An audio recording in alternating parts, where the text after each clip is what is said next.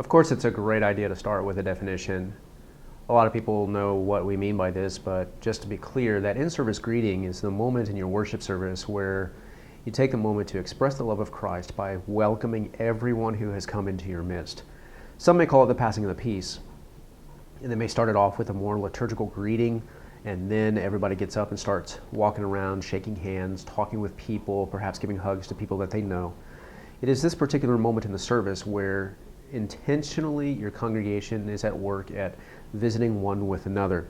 This is the opportunity to briefly welcome the visitors who are in your midst and briefly welcome one another into the house of God. It's a chance to tangibly express a love, a joy, and a concern. What was the weirdest one? I'm not sure that this is the weirdest one, but it was certainly the most awkward out of all the churches that I visited. This only happened last year. We showed up about 20 minutes late, my wife and I. We were visiting a particular church just for the one Sunday, and we knew that it was going to be only that one Sunday. But we were late, so we were seated late, and we got there just prior to this particular moment of the service. The announcer stands up and says, "Let's love up on one another for the next 10 minutes or so." And my initial gut reaction was, 10 minutes? How on earth are we going to visit with people that we don't even know for 10 minutes? During the moment, we received one or two people who came up and gave a handshake, but a handshake and a good morning, and then they moved on to visit with people that they actually knew. As we sat there during those 10 minutes, it was very clear that many of these people had been going to church together for the last several years. It was clear to us that they were visiting with each other. We could overhear conversations about things like, how is your mom recovering from her surgery? How did the move go this weekend? Hey, how did your son's sports team do on the Saturday game? We could hear all those conversations going on for this 10 minutes. It was very clear that these people were visiting one with another, relating to one another, catching up on each other's busy life. But for us as the visitors, we sat there and endured that for about 10 minutes. Even my wife commented on the fact that this was a very awkward moment, and we felt like we were the only ones who were not engaged in a conversation with anyone. It put us on the spot to try to force ourselves to engage with somebody, or simply take the easy road and just sit there and wait for this endurable or this hard to endure moment to pass. Eventually it did, and we went on with the service. Of course, that story leads up to your next question, which is, what was one of the most memorable ones that we've experienced? Once again, my wife and I found ourselves visiting a church, and we visited this church a couple of times over the last few years, but the first time that we visited that church, this particular moment of the service came around. When it did, the couple that sat in the pew in front of us actually turned around and engaged us in small talk. It was meaningful, it was genuine, it was polite, it was genuinely curious about who we were and what brought us to church that day, and they shared a little bit about themselves. The in-service greeting was a short time, but that particular moment, it actually felt too short because we were engaged in a pretty nice get-to-know-you type conversation. What this couple did was focus on us as the visitor instead of trying to greet as many people as possible. The power of that particular greeting actually wound up doing something different when the service was over, causing us to do something different when the service was over. They once again turned around when the service was over and continued to welcome us into their midst. They continued to engage us in small talk, and as it turns out, we actually lingered long enough to be one of the remaining couples at the church to help lock the church up when it was over. This is one of the experiences that I remember the most out of all of the churches that I've visited over the last several years. As I've experienced many different welcomes, there is clear one thing that you don't want to do during this time. Your visitors don't like it, and that is to single them out as a visitor. I've seen churches that make visitors stand up, make visitors say who they are, where they're from. And if one of the biggest fears of many people is public speaking, you've suddenly caused one of the greatest fears in the life of the visitor. Now, some very well may have no problem doing that. They're somewhat extroverted, but for many people it is actually quite a challenge to stand up in front of a group of total strangers and introduce themselves.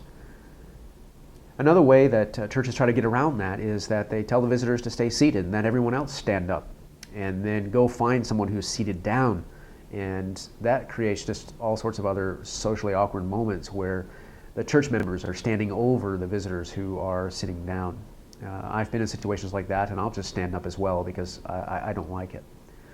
Others have gone so far as to deliver a flower or make sure that the ushers deliver their visitor welcome packet, or they've done some other things to help single out that visitor. I've even heard of one church that took a photo of them when they volunteered themselves as a visitor and gave them a memento of their visit by printing it out and sticking it in a picture frame. And I can imagine that that is the first church of the mugshot. Certainly, the key thing in this in-service greeting is not to single out the visitors, but allow the visitors to remain as anonymous as they want. Let me give you 3 things to keep in mind when it comes to the in-service greeting. The first off is keep it brief. It doesn't have to be a very long moment. You'll certainly want to give the opportunity for people to express care, concern, compassion, some joy. But you don't want to drag it out for an incessant amount of time to give space for your visitors to feel pretty awkward when no one's paying attention to them. So just simply keep it brief. There are times where 5 minutes may be appropriate. There are times where maybe only 3 minutes may be appropriate. You kind of have to judge what's happening, but the idea is to keep it brief. A second thing to keep in mind is to keep it sincere and genuine. If you are the one who is making the worship announcement, keep your invitation to this moment pretty sincere. Don't make it sound the same week after week after week. In fact, doing that makes this time actually seem insincere. It seems like a toss-away moment. It seems like a moment in the worship service where you need to clear the band off the stage and this is just something to do during that awkward moment. But rather, keep it sincere, keep it brief. You want to express your joy that the visitors are there in your midst. You want to express care and compassion. The third thing to keep in mind at this moment is that this is where ushers and greeters can particularly make sure that your visitors are greeted. They need to be able to be paying attention to see who may not be being engaged in this moment and take the initiative to go and give that greeting and that warm welcome and hello. Actually, the in-service greeting can be a fantastic time for your pastor or the worship leader to once again remind the congregation of the importance of welcoming the visitors. It is a chance to cast that vision once again about how to receive visitors in your congregation. It can be a chance to express how you value visitors and how you are grateful for the opportunity to share a little bit of the love of Jesus in their life. Those moments of announcing or of setting up that particular moment of the worship service can be that awesome way to passively reinforce the values of hospitality in your congregation. One of the questions that I'm often asked is, how do we cast that vision? And this in-service greeting is an opportunity to do that. First off, let me say this. A lot of people search and come to the EvangelismCoach.org website looking for the right thing to say to your church visitors or the right way to make this kind of announcement. It is as if we approach the right way as if it is a magic formula that if we say the right words, your visitors will want to come back for the second time. Of course, I think all of us recognize that that is not reality. What we want to do is to say things that are sincere and genuine. You might use this opportunity, as I mentioned, to cast a vision for hospitality by reminding people or expressing your value. We love having visitors with us. We are grateful that you are here today. We won't make you stand up if you don't want to. We won't call you out. We won't embarrass you. In fact, we'll give you the space to be as anonymous as you would like. Another one that I like to hear is that as if this is your first time or your second time here, or maybe the first time in a long time, we are glad that you are here. I love hearing some of those things. It gives just a brief moment to recognize the presence of visitors, cast that vision for hospitality again, and then give people a chance to greet and welcome one another. Actually, this is a great moment to help your visitors take the next step into building a relationship with your congregation. You can actually give visitors a very clear next step as to what they can do. And here's what I think works really well. Of course, as you're making your announcement, if this is your first time here or if this is your first time in a long time, why don't you take the connection card that we have, go ahead and fill it out and bring it to the visitor welcome center that we have for you out in the lobby or the tent out in the area. Give them a simple, clear next step.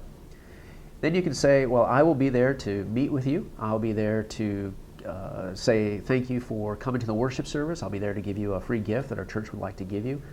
It'll also give me a chance to put a face to a name and perhaps find a way to pray with you or for you during the week.